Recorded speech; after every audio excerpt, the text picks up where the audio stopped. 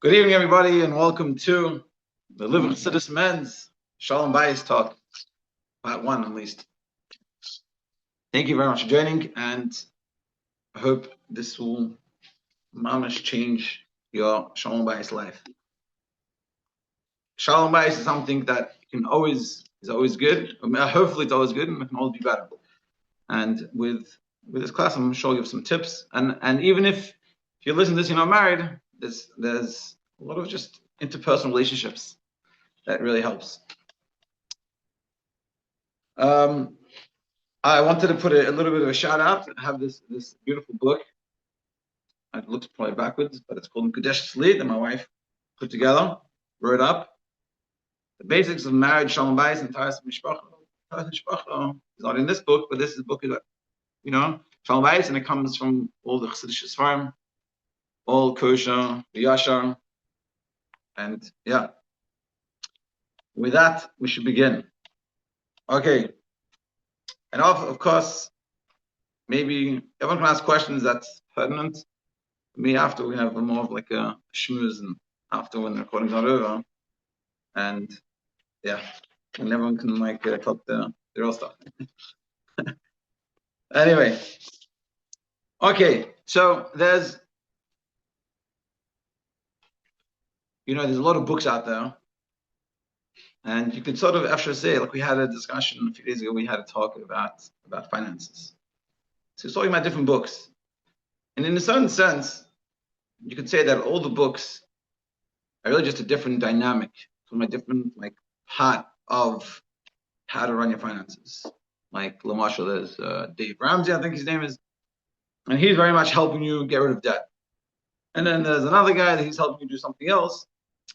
They're all sort of getting around things, around the issue. There's different aspects of it, and a lot of the books will have that. One of the most beautiful books that they've reprinted is Eternal Joy. It's a lot of letters from the Rebbe, and it's beautiful. It's beautiful stuff, and I'd love to make a chabrusa for Reagan every week and read some of these letters and just for Reagan out what it means and learn about it and understand the perspective. But the problem is, when you're young, you don't get it. When you're older, you don't have the time. But what we try to do here is sort of capture more of the essential ideas, and everyone's going to take that into their own marriage, their own lives, and figure out how it works best for them. Like how to apply to the situation. And this also, like I said before, besides the first, it also expresses itself in relationships. Okay, with that Hagdama, we'll begin. There's essentially, in our version, there's about 6 to 8 ideas. We'll talk, instead of going through them more quickly, which I had originally thought of doing, better quality versus quantity. So we'll come out with something. It won't take so long, but we'll get some good take-home stuff. Okay, so the first thing, and also, you might hear things that sound so obvious. You're like, I don't know why you even tell me this. I think that just to remind yourself that Baruch Hashem, it's obvious, because these things are not always obvious for everyone. So just have that in mind and appreciate. I think one of the most important things of marriage is appreciating what you do have. So the first thing in marriage, when a person is getting married, become engaged, and really more so when you're actually married, is this concept of oneness. It says, under the chuppah, you become reunited. And the Zohar says that before you're married, it's so interesting that before you're married, you're doing mitzvahs for your other half. So you're both sort of completing. So to speak, a man is putting on tefillin and is helping his wife fulfill the mitzvah of putting tefillin. She's lighting Shabbos candles and helping him fulfill the mitzvah of Shabbos. Whatever that means in a halachic perspective, I don't know, but realizing that when we're getting married, especially you get married to new people, you don't know who they are yet. You haven't really got to know each other. Some people think in the Goyish world, it's like you have to know the person before you get married. So here, how you marry someone else, you don't really know. So if you think about it from the Torah perspective, once you're under the chuppah with this person, this is your other half of your soul. So this is the person I'm meant to be with. There's no shilas. Do I know the person? Do I understand them? That's what I'll figure out. But if I understand this concept and I internalize it and I believe it properly, so then I just found the right person for me. Now let me find, figure that out. So oneness is a very important point. You have, first of all, you have the two halves of common soul, like it says from the book of the Edifice. It says, in heaven, each soul is divided into two, which is what we were talking about before. One half is placed in the male body, and the other half in the female. At a wedding, we rejoice that the divided soul become reunited. So the celebration of the wedding, someone told me recently, he's like, when in the Goyish world, what are you celebrating in marriage? You're celebrating that we've been together and we're celebrating that togetherness. That we've been together and now we're like celebrating that. And so there's a stress, but the stress is like just of how the wedding day will work, not the stress of like, is this the right person? Whereas in Torah, the celebration is not this person that I've known for so long. It's or you could say it in a different term. You're celebrating the reunification of that person we got separated at birth. So it's like a deeper level. But the celebration is really this reuniting, this etzem, this unity. It's also the potential of Ein Sof, having kids and infinity that's happening over here. And that's really and I was going to talk. It's a very important thing to have in the back of your mind constantly, because knowing this, you're meant to have. So the goal is to, so to speak, have a oneness to come out of this. Oneness in all ways. The goal is to create a oneness in the thought process, emotions, and goals. We accomplish this through communication. Communication allows us to understand a perspective different than our own. It gives us the ability to begin to join and connect with another person. When we understand each other's perspectives, we benefit from each other. So once we understand that we're really one, but of course, in a practical sense, you get married. It's how you move from being a bacha or whatever, a single person, into living with someone else. And it's a lot of changes, and there's a lot of these differences, and suddenly you're realizing like, whoa, this is so interesting, and I don't know how to do this. So if you come with the perspective of oneness, that you have that this is my half of my soul, so then it's all like there's me and there's you, and I don't understand why you do these things, and that level of separateness sort of goes away. You know what I mean? It's a way you approach a situation. If you approach a situation that there's me and there's you, we're separate, so then it becomes very, very difficult and conflicted, and it's just hard to like deal with. Whereas when you come and say, "Hey, we are one," be'etzem, we just let's figure these things out. So it also goes learning how the person thinks. If you're two separate people, it's like my way of thinking, it's your way of thinking. But if you're one, or you're trying to be one, and you're working on that, so then there's like what's the correct way of thinking? What's the Avish's way? What's Torah's way of seeing things? And bringing yourself together in that way. One of the things that it's a good thing to have is like you can ask yourself, I want to do what the Torah says. So if you have any situation that your wife thinks a certain way and you think a different way, you can just say to yourselves, well, what would be the Torah perspective? Sometimes it's clear, sometimes it's not clear. But if it's not clear and you're trying to be one, so you say, hey, how do you see this? Like, how do you understand this?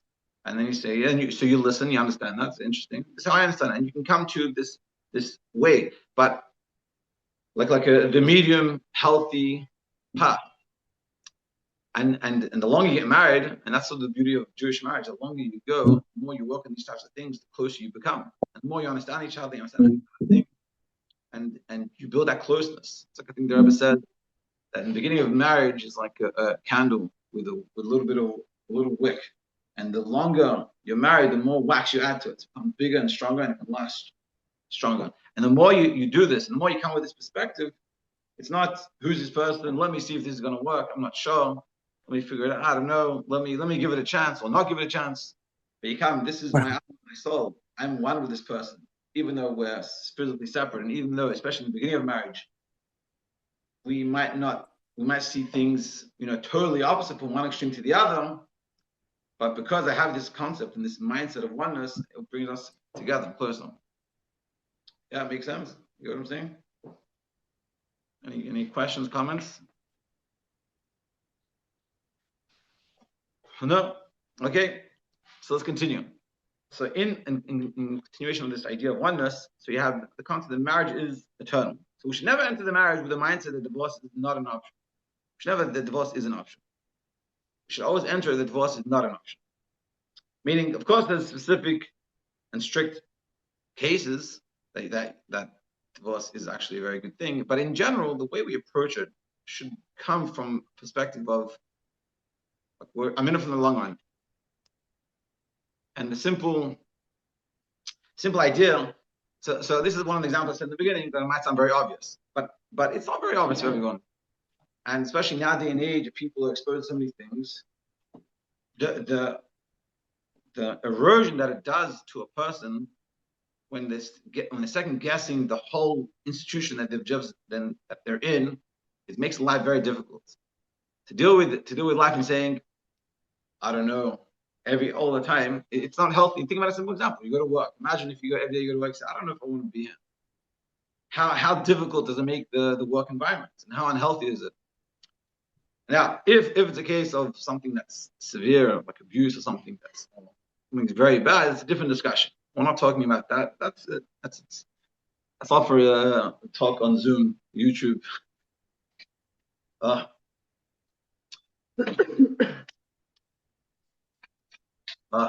Shkoyach.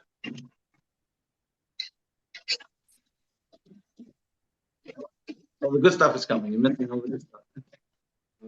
So they're missing all the good stuff on the Zoom. So if you come with that perspective, it's going to make life so much difficult. Meaning, even if it is technically an option, if you can just come and just say, put it aside. I'm going to give it a chance. 6 months, a year. I'm going to put myself totally into it. I'm set. It will make such a difference in your whole perspective. It will make such a difference in the way you approach everything. Now, this mindset will carry through some challenges throughout your marriage and will help you turn toward your spouse, not away. Exactly. If this is the person I'm going to be living my life with, I turn to them and I say, "Hey, I have this issue." But if I'm second guessing, so then I don't want to connect with this person. This is the person I'm not thinking of going away from. So that's why it's very important having this mindset. And something that's very important to understand: marriage can be hard. Something being hard is not a bad thing. We might disagree on certain things, but we should work together towards being united. This process of working through it leads us to join together as one. And like the reality of life is not just daisies and rainbows. Life comes with its challenges, and to think that this marriage is not good, it's not working because it's a little difficult. That's not the right perspective. It's not a healthy perspective. And it's not a perspective on life. Even though we live in a day and age that we have the most luxury that people have ever had, we don't even appreciate, and we still have complaints. The complaints that we have, it's like Shalom was complaining tonight about dinner that he wanted milchiks and fleishiks, and I think in my head like there's Chassidim in Russia like they look at you like you're mad, like this is your complaint, like you have food. It's like I was telling my kids, people back in the day, there was an option. Like I had food, didn't have food. I had a friend, he was in Yeshiva, like about 20 years ago, maybe 25 years ago, Teres Emes, I think it was. And he said on Shabbos off, some of the kids wouldn't go home. There was more food in Yeshiva than at home on a Shabbos off. So we live in a wild world of reality. Things don't like a cheap, as much as we have our issues, but we don't realize in perspective we actually live in a very fulfilled, very comfortable, very amazing life. And so therefore, even when it's a little bit hard, that's okay. It's like doesn't mean life is not real. This is not good. Especially in the beginning of a marriage. Beginning of marriage, you're learning a whole different set of rules you never learned before. You never went to school. It's also like parenting as a kid. It's like you never parented a kid before. And suddenly you're like, what do I do? How do I do this? No one taught me. And even when you teach you, I had a friend that he said after he had a baby, he was, it was 2 weeks in, he was exhausted beyond belief. And he goes, no one told me. So what did no one tell you? They didn't tell me how tense it is. And I thought to myself, like, this guy's been around for a while. What do you know? No one told you? And I said, probably in my head, I told myself, probably someone did tell you. There's nothing I can tell you. You're gonna understand what it feels like to go on and no sleep and don't have a choice You just keep moving on. You don't understand. I can explain to you. It just doesn't work. So yeah, this is just part of life. But so when marriage comes with its natural challenges of learning at the beginning, so that's just okay. That's it. That's what it is. It's not like I don't give up. The first second, a little hard, I give up. Just like anything, they want to be successful in life, you have to put in effort. And that, in a shell, in a nutshell, is the concept of oneness. Yeah. So we said oneness means realizing this person is the other half of my soul, which is an important understanding. When you wake up and you look at your spouse, you say, "Hey, this is the one that's meant for me. This one that Hashem decided I'm meant to be with." Now, second one is therefore let me understand the person, let me connect with the person, and let me try to get close to the person versus separating. And of course, there are situations where we shouldn't continue being married, but that shouldn't be like the modus operandi. That's like a b'diavad. And everyone, if it's a situation like that, so then you have to speak to the right people, get help. But in general, you shouldn't be coming from that perspective. Just becoming like, okay, I'm in it. Let's do it. Let's go. And in general, this is also, like I was saying before, this is something maybe in general in life. When you're making a decision and you decide to do something with proper guidance, then try to go full force. Try to I'm doing this to the best of my ability. I'm pushing all the way in. And that will make a big difference. Because if you go with life, and in this case, we're talking about the marriage, if you come in saying, I'm not 100% Shalom, so every day you wake up, it could be a huge battle. Yeah? And the last thing we talked about is sometimes it comes with its challenges. Life with its challenges, to marriage also. But it doesn't make it bad or anything. It's just part of what it is. So that's oneness. I'm doing a good time. There's more in the book, but we're going to just go.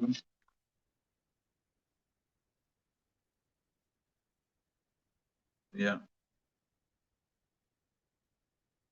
Whatever. Yeah.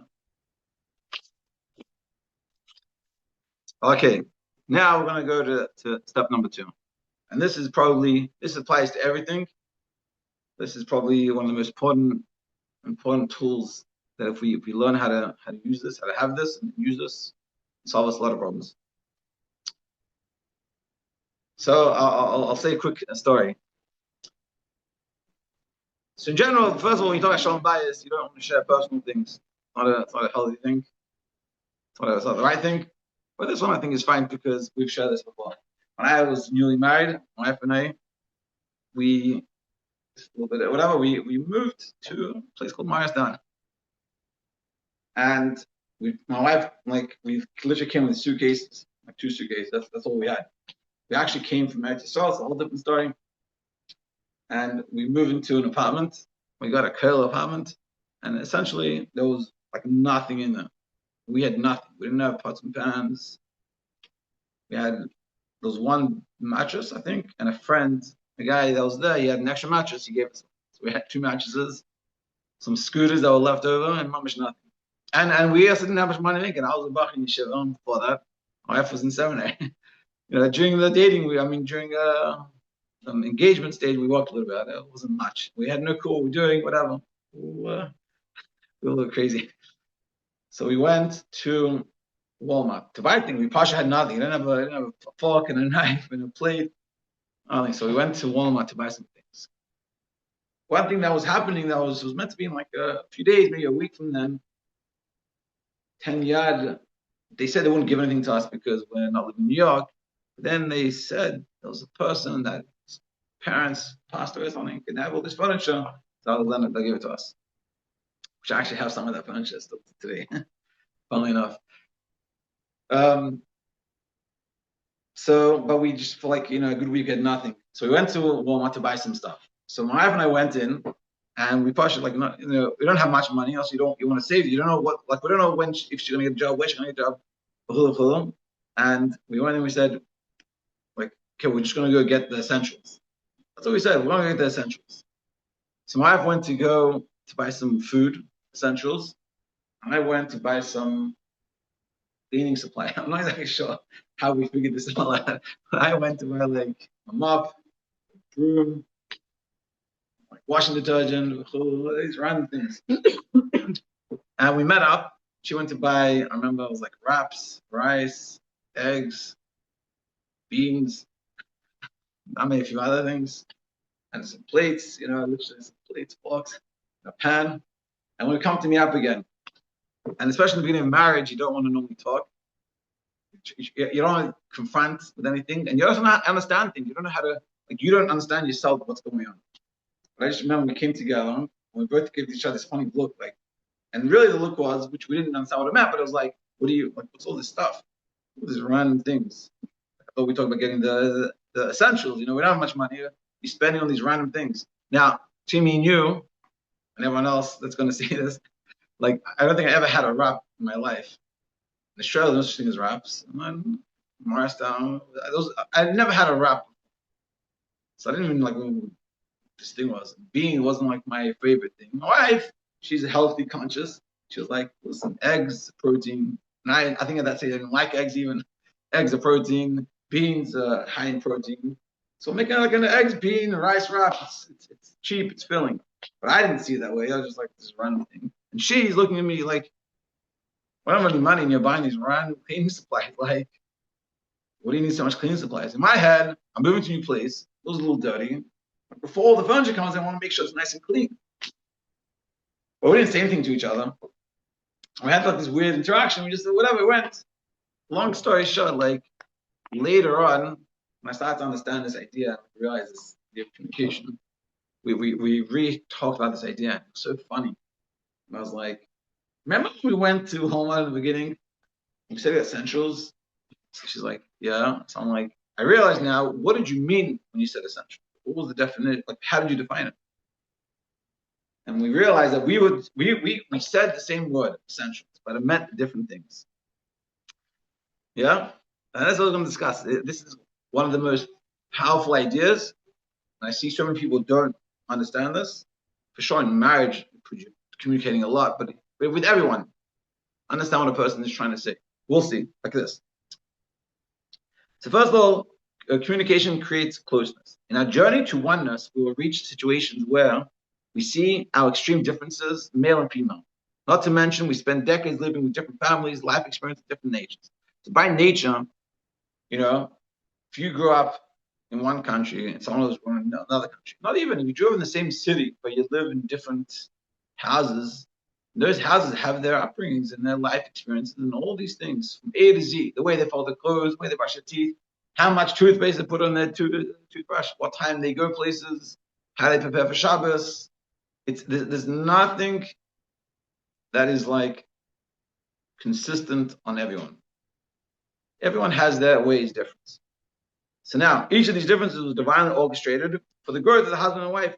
And now through their personal growth, they bring the newfound wisdom to the marriage. Yes, you come with your version of how things are done, and she comes with her version of how things are done. Now, in the beginning, people don't know this. I remember a story. I don't know if it is not how it is nowadays. But I remember back in the day, one of the things was when you're getting married, especially if you're like from the just out of yeshiva or you're still in yeshiva, the idea was you don't want to become a balabas. You want to stay Siddish like you were in yeshiva. That's like the guy's goal. I'm not sure to what level it is. Welcome.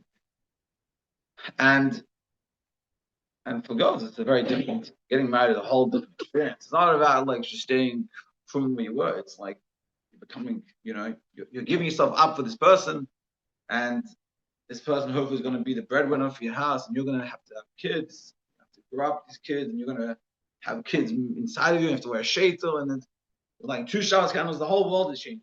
When we're getting married, for men, it's very, very external. Put on a kapata and a talis, and move from wherever he's living to somewhere else. Whereas for women, it's all internal. There's whatever, there's talking shpacha, there's wearing a shaitel now, there's lighting more candles. The whole life is totally changed. It's very interesting. So the first week, this was like a communication misunderstanding. And so the husband said, I'm going to the mikvah. And they had Shabbat brachas. His mom in the beginning was like in Shabbat. The husband said, I'm going to the mikvah. So he went to the mikveh, and after the mikveh, he went straight to shul. He wanted to be chassidish, he wanted to finish mikveh, whatever it was, learn a little bit. And then he'll come meet her after davening in shul, whatever, or meet her at the house. She comes the first Shabbos. It's like a classic, like a men and women difference. She comes, and she's waiting to light Shabbos candles, waiting the first week with the 2 candles, and her husband, with her new husband, and the candles. And he's gone. She doesn't have a phone, can't call him, and he's in shul. She's waiting, and she's like, "Where's this guy? I don't get." Like. So then they send whatever Shabbos, she had to light. Well, it was too late. It comes like the Shabbat. I think he meets her at the Shabbat or something, and he's all excited, like happy to see her, and she's like, I don't know, she was crying, about to go, whatever, like she was not in a good place. And he doesn't understand at all what's going on. He's like, why is my wife not so happy? Like, what happened to her? And she doesn't understand that he doesn't understand what happened. You know what I mean? It's so funny because for her, it's like, I don't understand how you weren't here to light the first Shabbos candles with your wife or the new 2 candles. But she doesn't realize that he doesn't see it that way. And he doesn't understand what's going on. And he doesn't want to do it himself, and it's a mess. it's a big mess. And not because anyone's fault, but no one knows. And this is the idea, because we come from different backgrounds, different lifestyles. And suddenly we're putting ourselves together, we have to learn how to see these things together.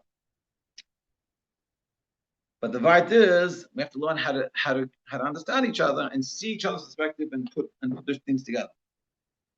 Yes, through learning each other's strengths and weaknesses, we all gain as a whole. When each spouse makes the effort to learn and appreciate from another perspective, they reach a much deeper level of understanding of each other and the world. Yeah. So through this, you get to have a deeper relationship. Meaning, if you come and you say, you know what, I want to have a good marriage, I'm not going to talk, keep quiet. That doesn't bring you guys closer. What's the word? Not to sacrifice. Maybe sacrifice. When people, they like patur themselves. I don't know what the word is.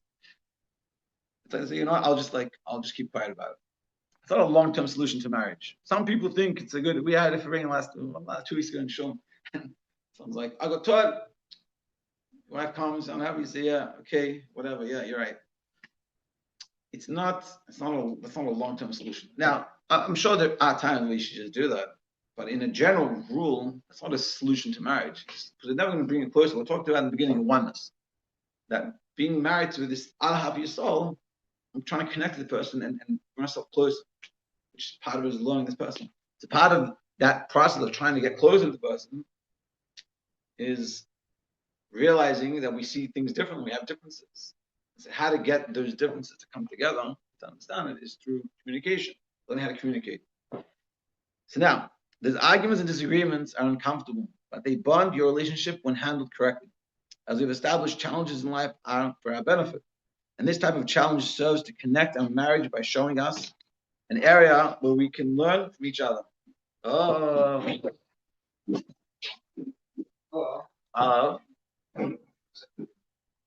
Not enough. We need more. I came jokes. To the jokes. That's what we want you to be. Yeah. Oh, I get to be the comedic relief for this? Yes.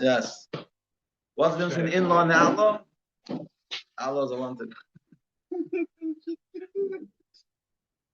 Well, what? I'm sleeping over tonight. Why do you think I'm here? Running away. Yeah. Am I running away from my problems or am I running into my problems? Yeah. So every argument points to a place in our lives that we can better connect and relate to our spouse through birth of us seeing the world through a new and upgraded perspective. Yeah. So when it comes to a situation where we realize disagreement, like in this case, in this example that we used, I'm not talking about. For whoever doesn't know, someone came in and he's pouring some beers. That's why you have to come in person. But so in the example that we gave before, that the guy came and he didn't realize what was going on. His wife didn't realize what was going on. Oh yeah, I'll fix it. They didn't realize what was going on. He needs to understand your joke, so he can. So you heard we gave a story that could have happened, and basically during the week of Sheva Brachos, Friday night, the husband went after doing the mikvah, went straight to shul. Didn't go home. His wife was waiting for him to light Shabbos candles, the new 2 candles. He was nowhere to be found. So when they finally met up, where they meet by the mill. She's like, basically in tears. He doesn't understand what's going on with his wife. And he's all happy. He's like, look at what a husband I am. I made sure to come on time, and all this, and I learned Chassidus, and I shine Mikra. I'm up to date. I'm not all of us. So he's on a high, and she's on a low, and it's like, what's going on? So in the beginning, for sure, there's no way of getting around this. It's going to be a little messy. But as you get a little wiser, you learn to communicate. And learn to communicate would be, we'll talk about it. So we understand that this is part of this agreement. It's healthy because if they communicate properly, they'll understand what went wrong. Now, this is something that can never be he missed that first week. But the next week, he won't make the same mistake. If they don't communicate it, the same thing's going to happen next week. He's going to go to the mikvah. She's going to be unhappy about it. But she didn't communicate. And so he'll be gone. And then this situation will keep on repeating itself until probably something will just burst and it'll be like a big fight. And you don't realize what the fight's about. It's about 3 weeks ago that you didn't come home from the mikvah. It's very important to realize, like, why, what are we dealing with actually? Yeah, so then when it comes to having this disagreement, first of all, you have to think before you speak. You heard his love in the jokes. Hi. But it sounds funny a little bit, but it meaning, like, ask yourself, is this going to be understood? So it's thinking while you speak. Be sensitive to your spouse. Take a moment to think about how the listener will receive this comment. When you're speaking, and this is for everybody, whether you're married or not. When you're speaking, you have to think to yourself, what am I trying to message? I'm trying to give to the person, or what the person receives. It's like a teacher. A good teacher thinks about the student and what the student can get, and how the student can understand it. He just like teaches what it says without thinking about the student's not going to get anything. Well, like how what he's getting. So too, when you're speaking, it's like, let's say in that case, we use that example of the wife being unhappy about him not coming. So if she's not sensitive, or if they're not sensitive, he'll come and say, "Whoa, lady, what's your issue?" That's not a nice way of saying it. Or she would be like, "So selfish." And again, it's not. Now, yeah, it's not a good way of saying it. What would be a better way of doing it? We'll get to that. We'll just continue reading. We'll get to it. So you have to ask yourself, you ready for this one? Everything is in the book, isn't it? All in the book. Is the common point, so the question was asked that, like, so we're talking about learning how to communicate, but what happens if you communicate and then sort of you get it, so she gives it to you over the head, in our case, we were men.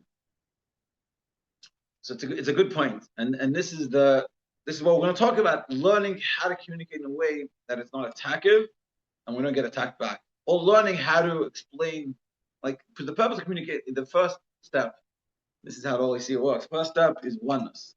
We're trying to become one. So if we have that hanacha, so I'm talking to you not because I want to vent on my frustration in you and what you did, but I'm trying to make ourselves come closer and be more aligned. So then, and learning how to communicate that in a proper way, in a better way, it shouldn't cause a negative reaction.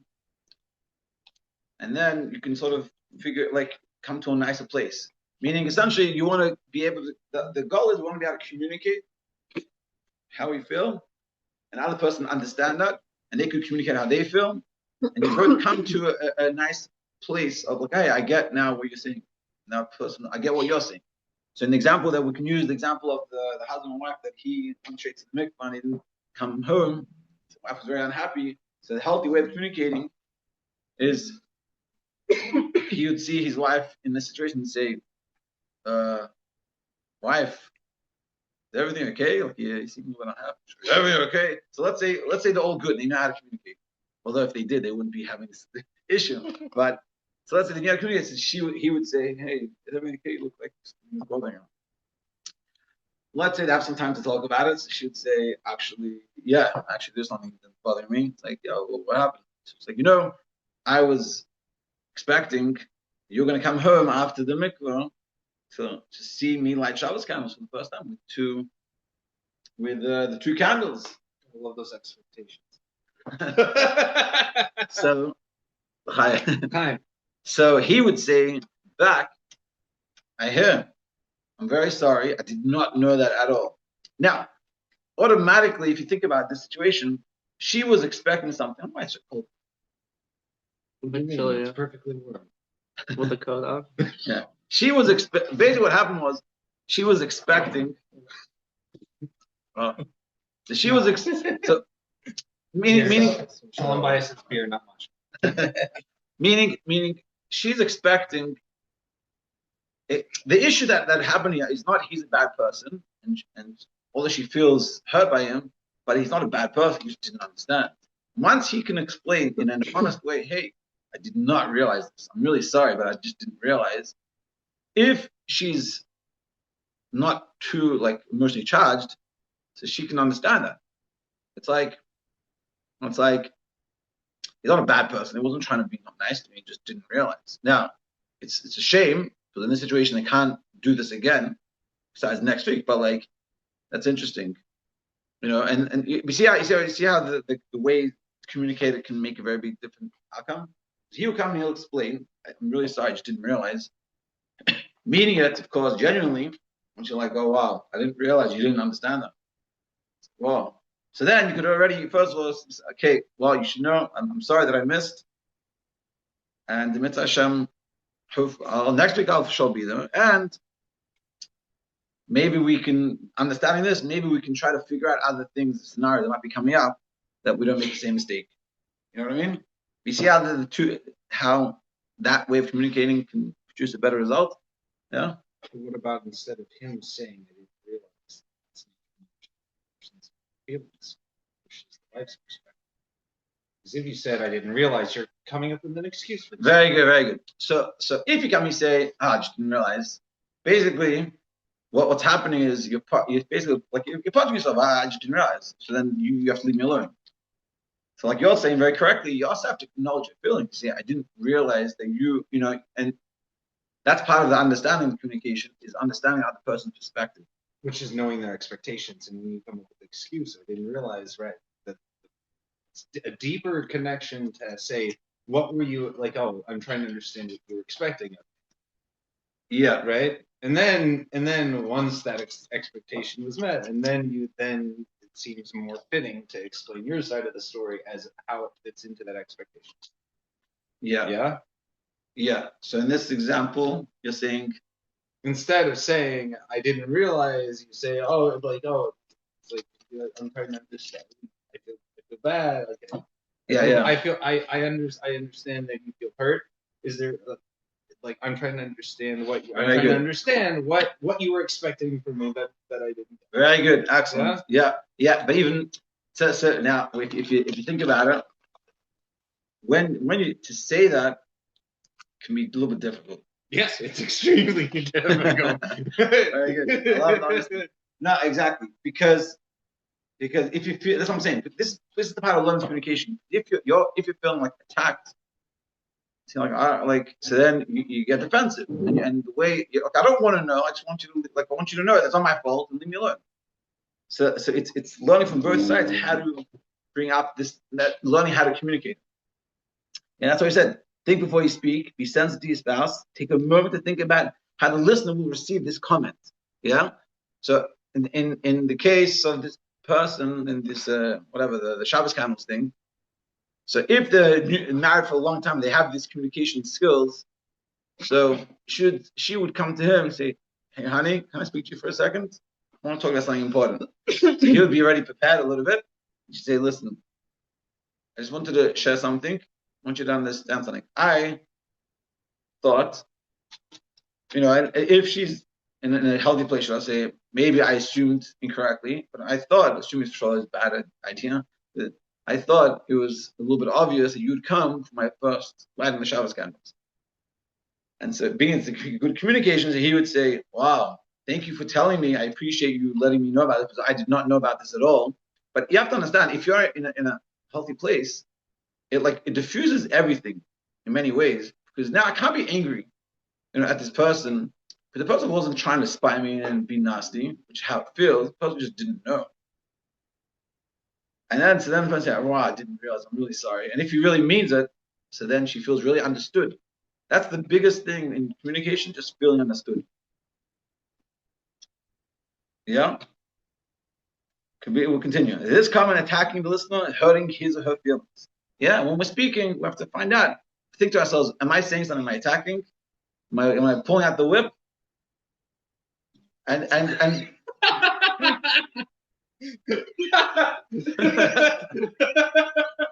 Sorry.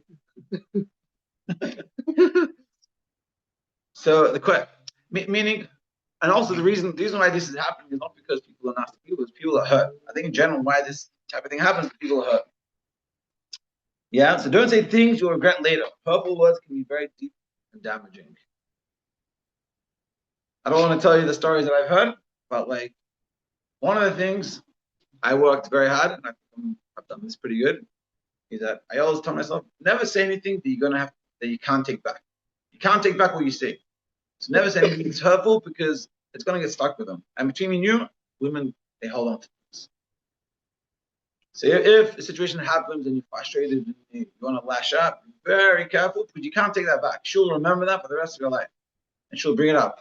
We have a joke at my home about when we in Morristown, one thing we had was huge, like from the 70s, a vacuum.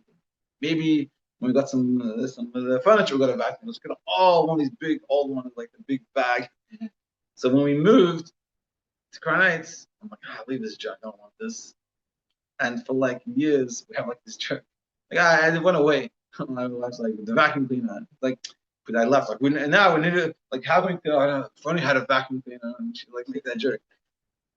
It's always deeper.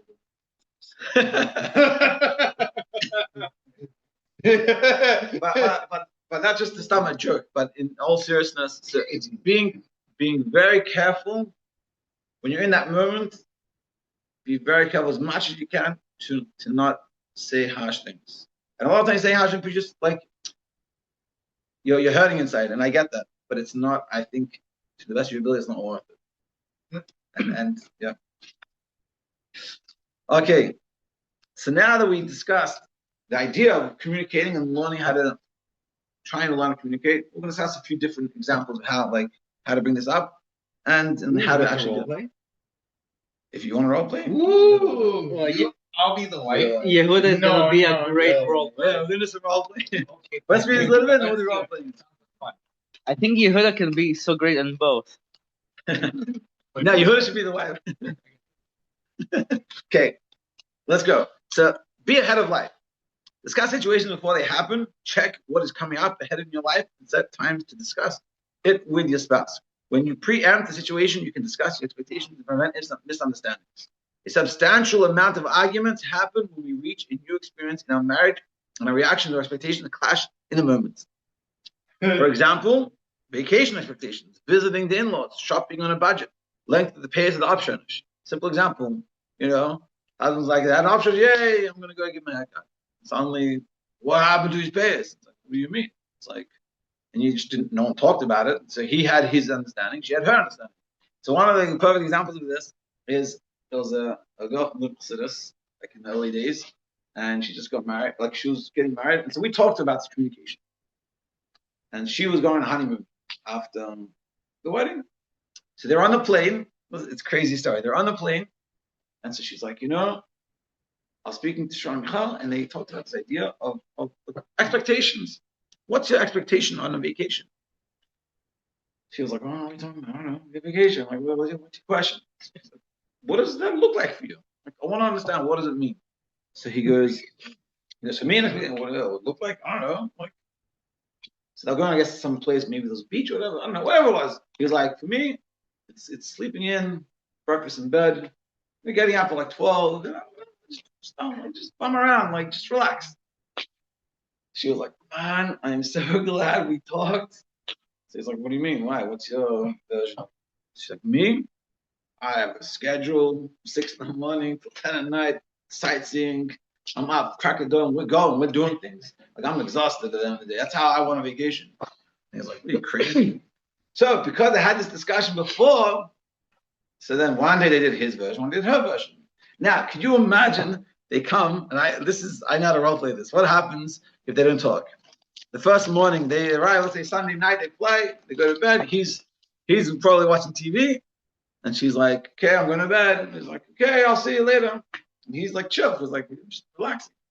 Comes 6 in the morning, she's up, ready to go. The guy's sleeping away. And she's like, newly married, so she's not gonna wake him up. She's waiting, sitting there by the edge of the bed, waiting. 10 o'clock, she's been up 4 hours. She's peeled because, like, she missed the sunrise by the beach and this trip and this trip. And he gets up and good morning, honey. She's like, and the steam coming out of her ears. Really marriage for that. And the steam is coming out of her ears. And she's like, honey, what's going on? What do you want for breakfast? She's like, what I want for breakfast? I had breakfast at 6 in the morning. He's like, whoa, that's so interesting. Where do you go? You must be an early riser. Oh, so what's the plan? She's like, well, I had all these plans. And then he'll get out of bed at a certain time. Finally, I'll start going somewhere. And she'll be fuming. And he doesn't understand why his wife. He's thinking, I guess that's what she is. He doesn't know. And they don't realize that she's like, I don't get this guy. Like, what is he, an idiot? Like, we're going on vacation here. See, the plan was to make him breakfast in bed. Yeah, he says, let my breakfast in bed. Make the itinerary with them, just for them to then, once you're there, change their mind. And then say, you didn't plan any time for us to do nothing.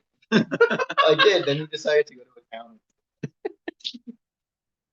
Yeah. Yep. So planning ahead. A perfect example of this is coming up Purim. People that are married in Purim, you have to plan. What's the plan? What are we doing? You're drinking. You're a big drinker. Like, you're carrying yourself home, vomiting home, and having it's a discussion. It's learning how to discuss these things. Now, a few things before you have these discussions. The first one, you have to take your emotional pulse. Are you hungry? For the women, are you hormonal? Or are you tired? Straight to the point. but it's don't say that to her. Yeah. Are you hormonal? Was that from to say or not to say? It's right to ask yourself. Ask yourself. Don't ask them, are you hormonal? Yeah. That's always say. Yeah. Are you hormonal? You PMSing? No. But what we're saying is, what and this is something that if you pay attention to, and I've noticed when I got married, what an effect it has on what you eat, on eating. And when I was a bach, I didn't pay much attention. You gotta eat, whatever, you're hungry. But when you're married, you start to realize, hey, if I eat properly, I'm a different person. And so when you're like in this state, you're pissy, and it could be, hey, did I eat breakfast? When last time I ate? Am I really tired? What's happening in my life that maybe I'm overreacting? So having those things, maybe say, honey, I'm going to speak to you, just going to eat some food and I'll be back, Are you feeling defensive and want to attack back, like we were talking about before? Like, I might want to, but is that a good way to deal with it? That's not going to help my situation. Are you carrying baggage from wars and stresses from before? It could be other things that are playing into this. The point is that you're meant to discuss from a healthy place. That you're meant to be sitting there in a healthy position, not pissed and I need to tell you off or you're annoying me. Now it's true, that's how you're feeling. But if you're trying to build oneness, so then how do I speak to this person in a way that's going to bring us close in the end and not further away? Yeah. The last thing, and then we're going to have some role playing. Be considerate. Yeah. Be considerate. As hard as it may be, please put yourself in your spouse's shoes and try to think of it from their perspective. This is the most powerful thing. This is for everyone. It's not like I have to do with marriage. Marriage is just, but it's your spouse, but with anyone. And I'll tell you a cool story about this. Ask him or her their outlook. Then validate the other person's point and concerns first. Be genuine and a lip service. Deliver your viewpoint and concerns. Share perspective without being mean. In an ideal and generally normal relationship, we should know and feel that our spouse does not have ill intentions towards us. Yeah. So there's a lot of things here. First of all, so when we're speaking, when I'm learning to listen, so I'm listening. I'm speaking. I'm trying to think of it how they're feeling about what I'm saying. It's like, let's say an example. Your wife asked you to do dishes or whatever, like do cooking. Let's say she cooks every night and she asks you to cook that night. So and whatever reason you're not in the mood, you can't do it, whatever. So you can come and say, I'm really sorry, but I can't do it tonight. Or you can say, what am I, the maid? Now that's like you're just saying what you think in your head, but that's a dumb thing to say because basically what you're saying is your wife's the maid. She's not gonna like that. But you have to understand like what you're saying. So that's why you have to think before you speak. Like, what am I saying? Like, how is this being received? In ideal and generally normal, yeah. So yeah. Ask him or her their outlook, then validate the other person's points and concerns first. So when your wife tells you something, best thing you can do, and this is all relationships, is validate their feelings, what they say. Be genuine, not lip service, deliver your viewpoints and concerns. Yeah, so a perfect example of this. I was speaking once to a couple, older couple, and they were talking about some piece of furniture they had. It was like an old piece of furniture that wasn't really working the way it was supposed to. The husband wanted to get rid of it. Let's say it was a couch. And let's say it was a couch pulled out, like one of those, what loves, what they called? Recliners. Yeah, the Recliners. recliners. And let's say the recliner wasn't working. And so the husband's like, the recliner is Shrachamais. I'm going to get rid of it. It's time for it to go.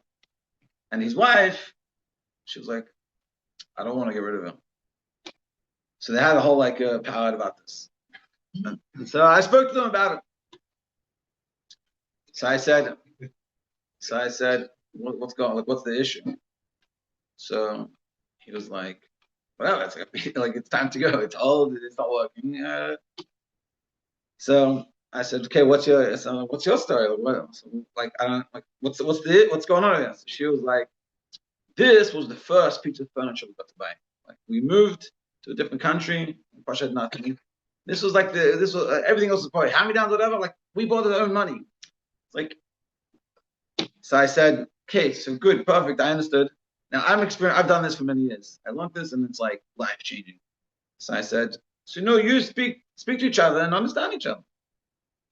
So I said, no, what did she say? Understand what she said. So she was like, she's saying that this old couch that's like doesn't really work, but whatever, she still wants to keep it. And I was like, Nothing's changed. What? Nothing's changed. exactly. You know what she said. And it was over Zoom, so I could see both of them, and I saw he was talking and she was like this. Like she wasn't trying to on purpose, like it was, you could tell that was her emotional how she was feeling. And I understood that he didn't get what she's saying. Because for him, it's like I have this piece of junk in my house that's taking up space, and I want to get rid of it. Totally valid. But that's what she was saying. So I said, let me try. So I said, this couch is the first piece of furniture you ever got when you came. Like you finally paid with everything. It's so sentimental, means so much to you. Yeah, you know it doesn't work, but you don't keep it in because it works. Keep it in because it means something. It's like when I established myself. She was like, exactly. You see, he gets it. Wow, that's a lovely statement to say. Yeah. Which Mikey taking as an attack. Yeah, but the point is, You see, he gets me. Yes. yeah, exactly. Yeah, it's a lot of issues. But the point is, but if he's able, everyone's missing action. Pay me $60. I'm sorry, pay me $150 and I can't. Thank you very much. But if he would understand her, what would happen? She would appreciate it. She'd get it. And either they would keep it because it's sentimental and he would understand why it's there. Or they get rid of it because she understands it. Like, oh, I don't need this now. But because they didn't know how to communicate it, so it's there. It's bothering him because it's there. And it's constantly like it's probably one of those things, like you just like I'll just show you some comments. So look at the couch over there. And there's often he would probably comment about the couch, and she's like, and it's a point of contention. Whereas when they understand each other, he can understand where she's coming from. Because once you explain it that way, he gets it. He's like, I get it. I really like. So for him, it stops bothering him that the couch doesn't lean back the way it's meant to. Because I don't have it here because it leans back. I have it here because this means something to my wife. You see how much they built, how close they become from this. Whereas if they don't communicate, like they don't understand that, you just get separated. You know what I'm saying? Doesn't solve the problem. 100% solves the problem. Are they keeping the couch? Throwing it away. It's their decision. But the reason why the couch would be there is because he understands how much it means to her. So she'll be happy to have it there. And she'll want to throw it away because he If wants to throw it away. And then you have indecision. So that they'll just, no, it's not indecision. We're not there yet. No, Not there yet. We're We're holding it to follow. 3 times. yeah. 3 flights away or 3 fights away? Both. I'm on one floor, she's on the other. Or the problem, the reason why the couch hasn't been removed is because there's 3 flights and it's a walk up. But halavai, first of all, halavai, that would be the situation. And at that point, that would come to an easy decide. And it wasn't like, no, you have to keep it because you want it. No, I have to chuck it out because you want it. You know, No, we're gonna keep the couch and we're gonna hire someone to come fix it, and then both of the problems have been solved. Yeah, exactly. Yeah. Yeah. Exactly. Very good. What's the gas, no? We're cooking. There's no gas. No, I'm just. Over Man. something. Could be far outside. Yeah, outside. Anyway, go. Whatever. So yeah, so let's just yeah. So again, just to finish the last one, there's a lot of good stuff in here. Be genuine, not lip service. So when you're understanding the other Be person, genuine, not lip service. Oh, that's Meaning- so hard to do both of those at the same time. Ah. It's impossible. What does it mean, lip service? Say things you don't mean. Oh. Or don't say things you don't mean, but at the same time, And it's better Ah. to say things and not mean them than to wait until you mean them. Okay. It's complicated. It's not a complicated That's not a complicated. That's not a Lip simple service, like sentence. making them feel better. in Lip the service moment, is to get through the completely moment. fine It doesn't actually fix anything. So you kind of want as long as you've thought about it before you said it. I never You don't heard even of have to be the genuine. expression. I don't know if you have to be genuine. You try. Look, so yeah, I love it. He's good. The vibe is like this. He knows to and likes to analyze things. You ever heard him say a mimer? I have. It's amazing. It is amazing. That is true. He chooses We're his in the words carefully. scala of relationships. It's a very it's a schwer Sache to be in the scala of relationships because thinking about it's fine. Practicing it is much. Very good. Lip service? So lip service means you say it, but you don't mean it. Yeah, it's I never. Never heard of it. Okay, so it's meaning to come and say that whole situation with the couch. If he comes and he says, "Okay, so I know that you want," it's not going to achieve anything. Right. So you have to mean it. Now, as Ehud is saying very correctly, in that case, we're on the Bayis end. It doesn't really bother us in the situation. But when it's something that bothers you, that you're connected to, and like, let's say you came late to something, and your wife is unhappy that you were late, and she's right, you were late. Or like, whatever, you don't care, but you didn't want to go to the thing anyway, whatever it was. And so she comes and she's like, "Hey." No, but if you don't care, it's easier. No, meaning It's you easier didn't to want. mean it when you don't care. So I give us an example. Give you an example. I mean, I was waiting to hear your example, but the fact is, it's hard. The harder part, the easier part is okay. Let's see if I can sit.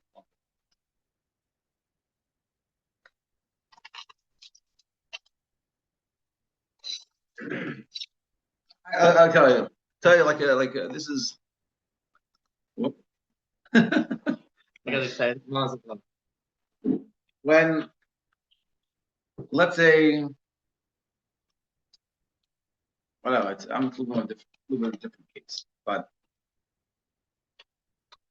like talking about something, let's say you're talking about, yeah. I have an example. Let's just say that my wife was at the grocery store and she bought me a very nice chocolate baked good or something like that. Yeah. And she brought it home as a surprise. As like a surprise, I brought you home something special. Like, and the deeper part of it is she's expressing, like, it's an expression of she cares for you that happens to be via this physical object. Yeah. And say, for example, I don't have a sweet tooth. Really?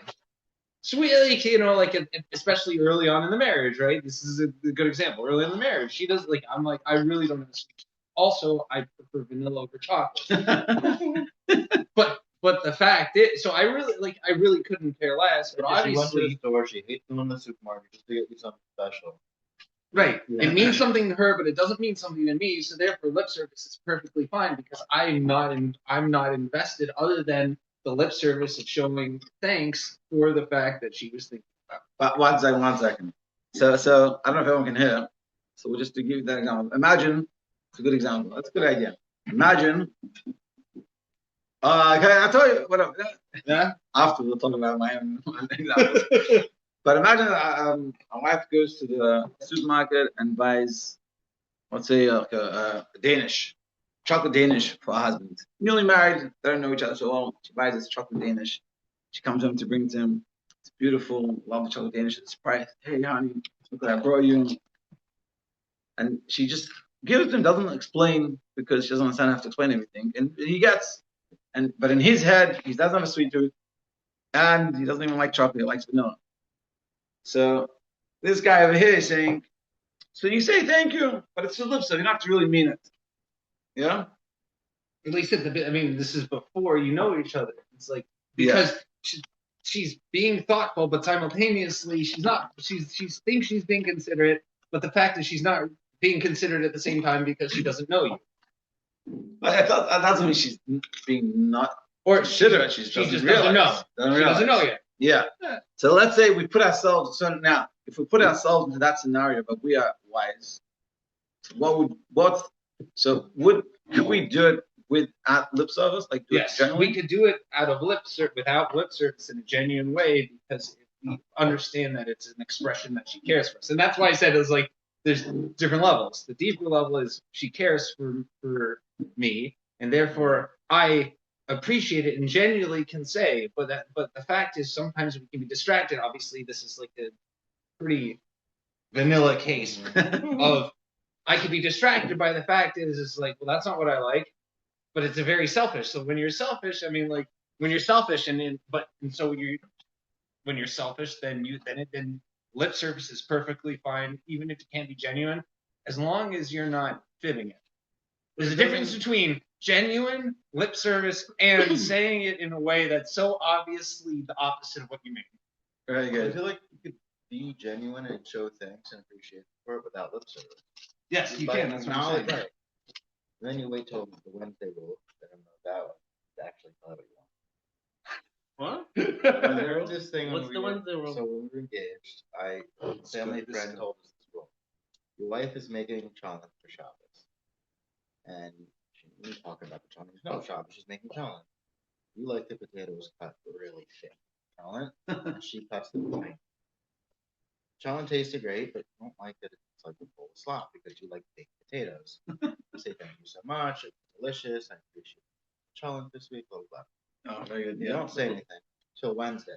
Wednesday, when you're writing your grocery list of what you have to get for the coming Shabbos, say, by the way, the challah tasted great, but this week, do you mind cutting the potatoes really big? I like them chunky. Very good. And you wait till Wednesday to show or explain the thing you didn't like in what they did, but you give initial appreciation for the actual act. And it's been a few days removed, so you're not like emotionally aroused, we say, whatever, that you're not like putting full feeling into it. It's like, it's about I wanted to do what you like now. It's not about like, Now what happened is what you want for the future. Right. And of course I'll make the potatoes cut bigger. There's no fight over it. I don't even like challah. Like, Very good. Very good. I make the challah for you. The Wednesday rule. So this is a good one. And again, I think that's a beautiful rule that like applies for a lot of things. So the Wednesday rule is, let's say your wife makes challah, but she cuts the potatoes. That was an example. She cuts the potatoes too big or too small. And you like them a little chunkier. So on Shabbos, when you're eating the challah, you don't make comments about potatoes. You say thank you, and you mean it to the best of your ability. I think that's what we're saying. But and then the next week on Wednesday, when you're preparing the shopping list for Shabbos, you say, oh, by the way, I love challah last week. I just want to make the potatoes a little bigger. You're dealing with the issue not when it's at an emotional high, which is like what we were talking about before. You're hungry, hormonal, you're tired. It's like when you're in the moment, it's very intense. Whereas here, you're like sort of she's chill. So yeah, okay, whatever, not a big deal. I found the statement, give me some time to think, along with your Wednesday, give me some time to think about it. Oh, always helps. Yeah. Yeah, because Always. it's not dismissive. I want to have a conversation. I just can't have it now. Or I just need to think about it. Yeah. I need to process it. I need to figure out what matters to me. I need to figure out like, how all the pieces work Can you together. change like part in this, like, or Yeah. keep it? Let's what you suggest or say, like, let's say you didn't like the show. It's like Bad. worse than Chris. Like you can't, how do you? Yeah. I got. Are you waiting for Wednesday? Like she's asking you, how was the showing? Are you lying? Straight up, like so- You can solve this is an easy. This is the easiest. Like how open are you to feedback on it? Because if she says I'm not open to feedback, then you don't say anything. Yeah, And if she exactly. says I'm open to feedback, then now In the she has to moment- admit that she's open to feedback, But in and the therefore moment- she's more receptive to the feedback you're going to give and be like, I really. Yeah, but if they say they're open to feedback and it's still the moment of eating the challah, never give feedback. It's not the right time. Just say thank you for the effort you put into making the challah. You I can really always start with appreciate that. it. Always start with the And then you just pick at it. And then a few days later, you bring up maybe we could try some different spices. This also depends on.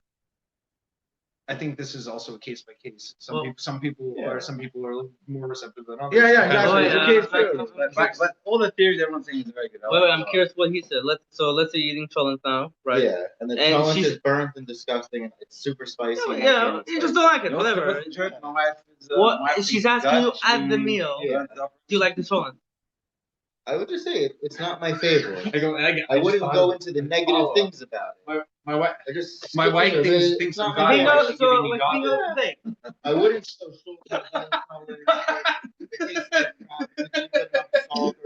We can use that. It's not I my just thought favorite. it. And then she'll say, well, what kind of challenge do you like? Oh, I like it with, sausage in it, not, flanken or whatever.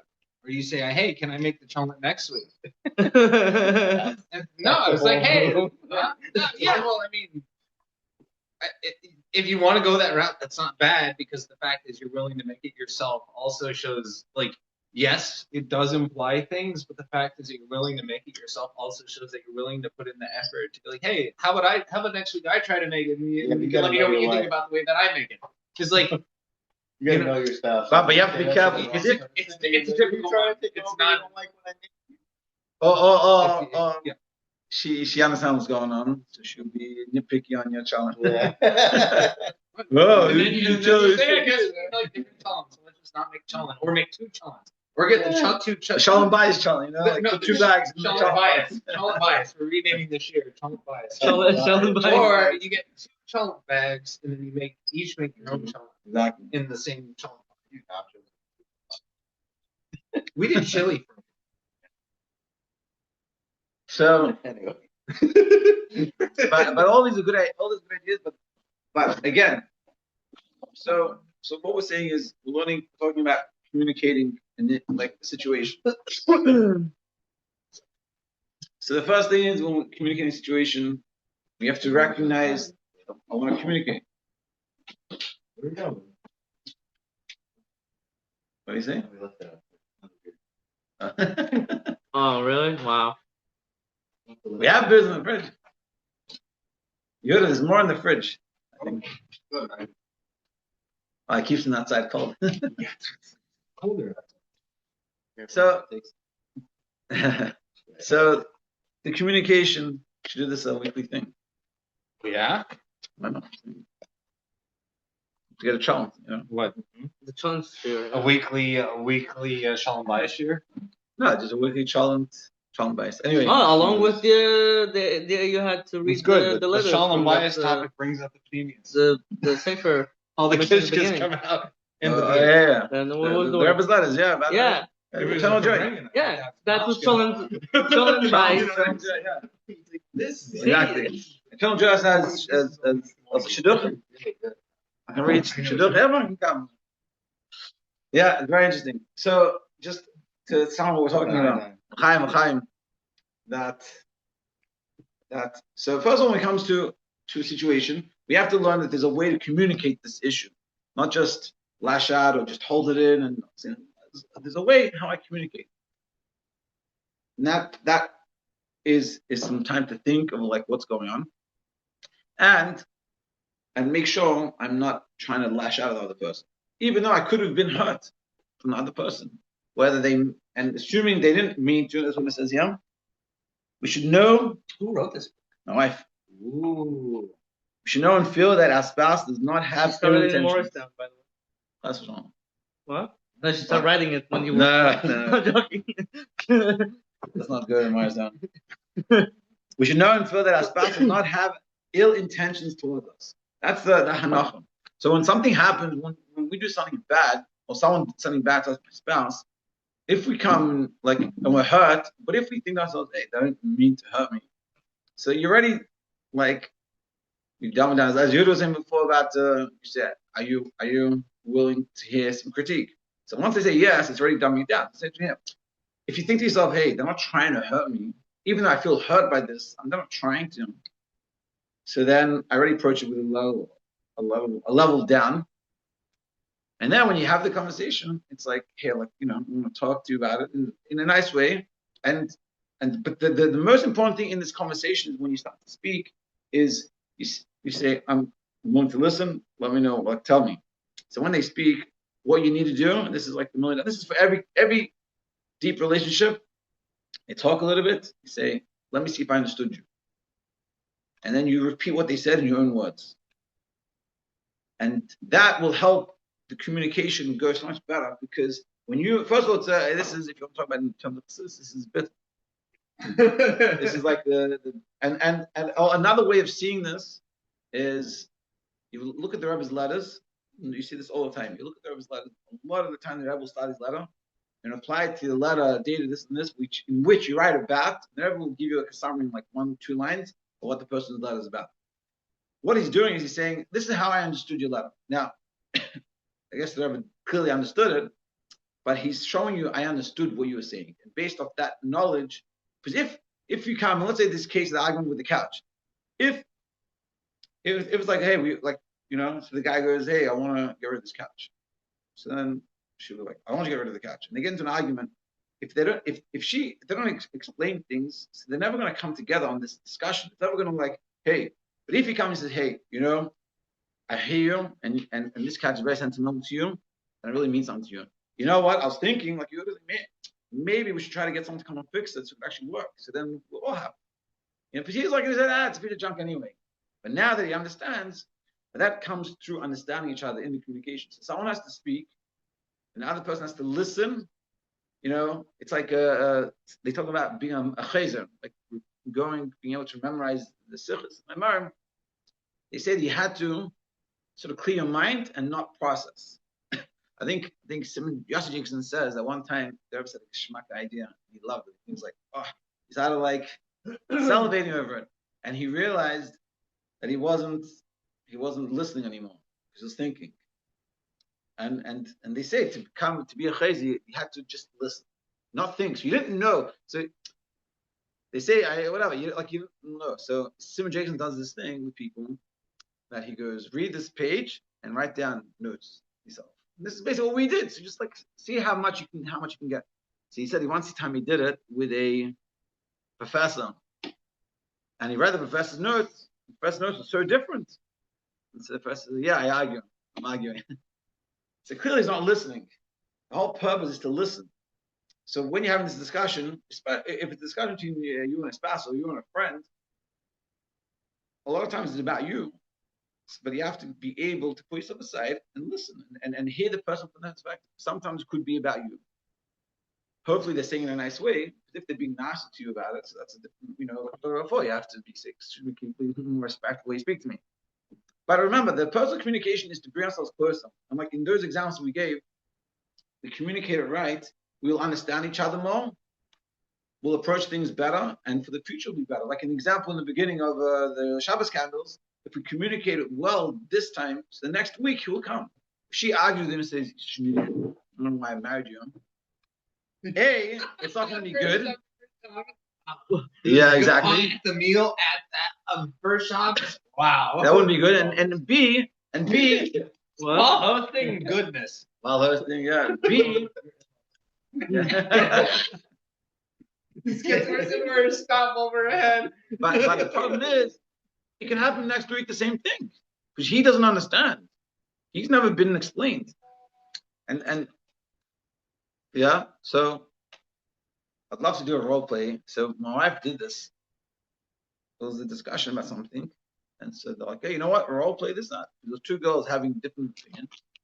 And saying that you listen and understand them. You just understand them. So we did this. We had a Shabbaton last year with married ladies. And so we had talked about this idea. So we role played, my wife and I, about camp. No, it was very intense. Ooh. In the sense because our experience of the camp definitions are very different. Like probably one of the most different thing we have is camp. And so we've had a lot of discussions. And I'm not saying we've finished. Because the beauty of this, when you do it right, you make the other person feel like $1 million. In that situation, I talked about the couch. When I made that person feel understood, when that lady was like, he gets it, it feels like it's one of the best feelings you ever get. And that's when someone comes and tells you, yeah, I see, he gets it. It's true. And when someone tells you something, and you know, especially in your spouse, you know you can understand them and make them feel understood, you give them that pleasure, it's like, man, let's do this. And the better you get at it, the more you can talk, the more you can learn about each other, and the closer you can become. And then, see what I said? Fine. I'm not saying it's not for me to share. Then it would be his Bayis. Are you sharing? Can that be confession? Not for bringing That's with an that's iron. what the Bring with an iron. Okay. But I think this is something that's like it's so important. And this is anyway, someone comes talk to you, they say, this is having a hard day, whatever. And the only thing they go, work, and I want to speak to you. People tell you this all the time. I want to speak to you. I'll ask you a question, and they'll rant. They're not looking for you to answer their question. They just want you to understand. You say, let me see if I understood you correctly. Like I've given my spiel to someone. Ooh. And so one thing that happened, one thing I did, I had a conversation with him once. Just I didn't know the guy. Someone said, maybe you will help him. And I listened. So I just listened to him talk, and I said, let me just see if I understand what you're saying. And I just repeat to him how I understood it. And the way, if you didn't understand it correctly, fully, they'll add more to it. I'll say, no, I mean like this, and I'll add to it. And that means that you didn't fully get it. Not that you did anything wrong, you didn't fully get it. But when you get it, say, exactly. Yeah, that's it. And the only thing I did was when I did that, I just I said, what do you think? And when they hear being told back to them, okay, I get it. It makes it much clearer. It's such a good feeling. I'd love to role play it, but I have to figure out what. What's it up properly? Yeah. Setting it up is hard. Yeah. What's Well, to choose a topic, you mean? Yeah. What's the topic that you're interested in?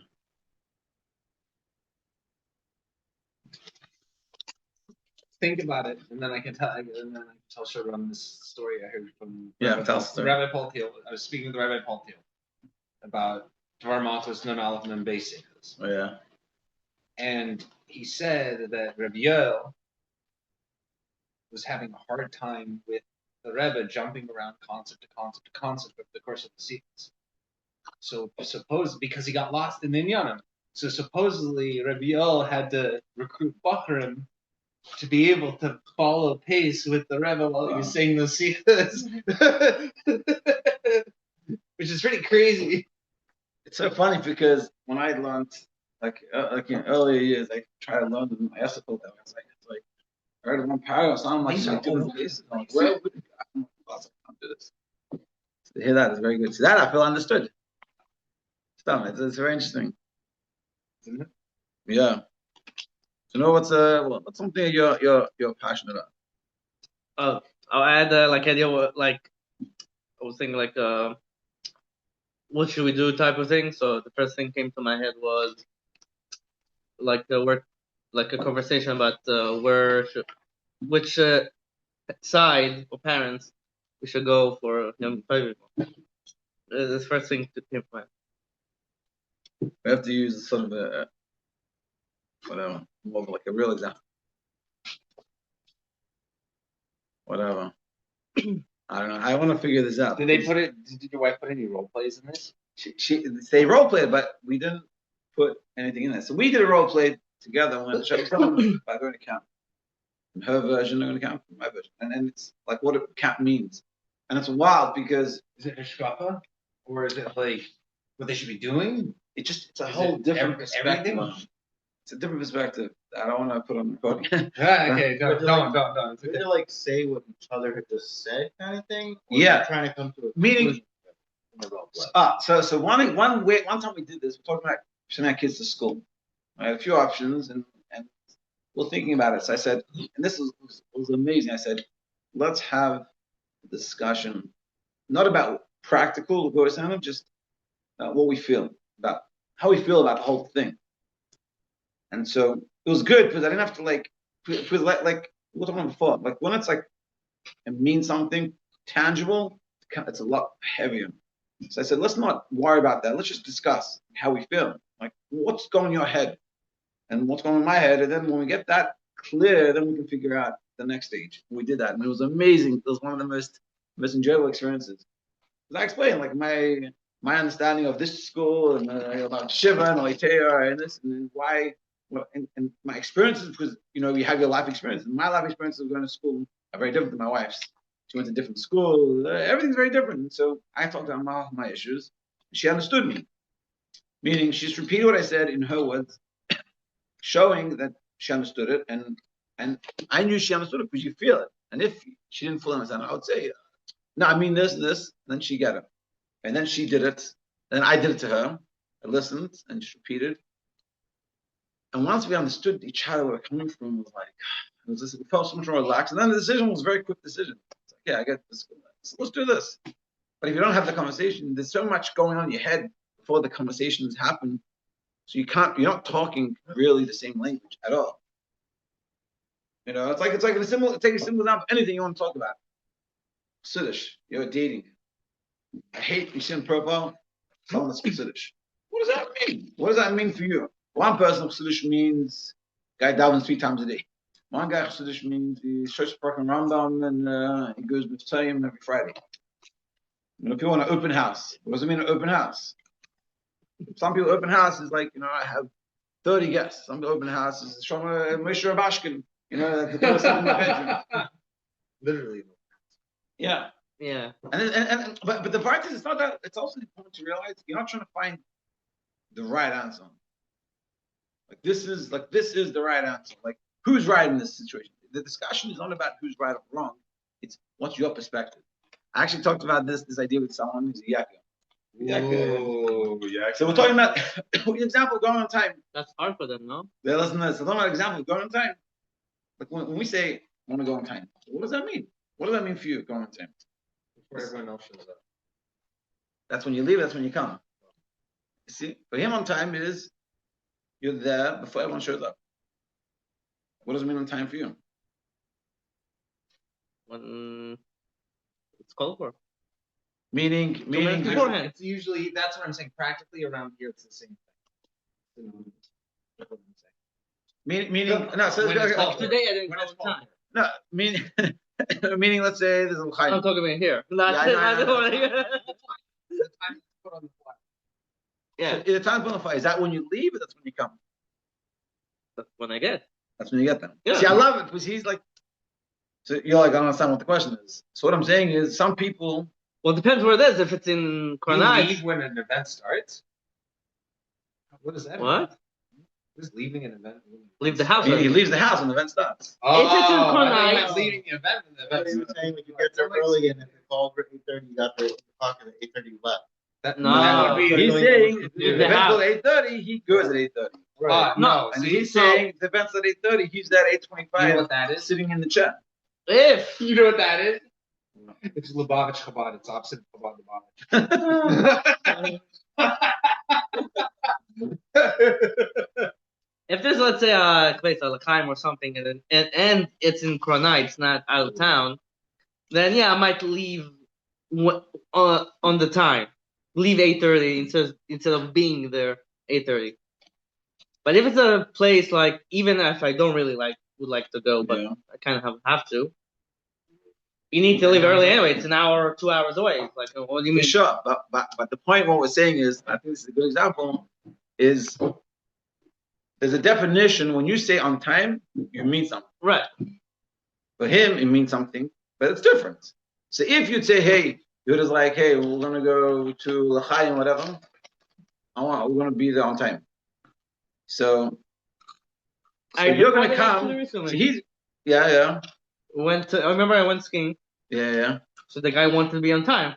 Oh. He wanted not just to be there when but start skiing. Oh, exactly. For me, I was okay on time. So we're gonna get there on time, and then we're gonna get the car, and then the equipment, get ready. Oh, enjoy. You are. Martha, who's You behind? Moshe, Lipschitz. Like Tzvi? What? Not Tzvi's brother, son. No. Very nice. Works Shkach for coming. Shkach for whatever you brought. This is from Stella. Oh, very nice. Stella brought the mashka. Martha, who brought the chumash from Siddur? That's Siddur. Very nice. It's going. We're doing it. Shkach. Have a good night. I think we're gonna stop the recording and then the real stuff will start. Thank you everyone for joining me. You're welcome. Thank you.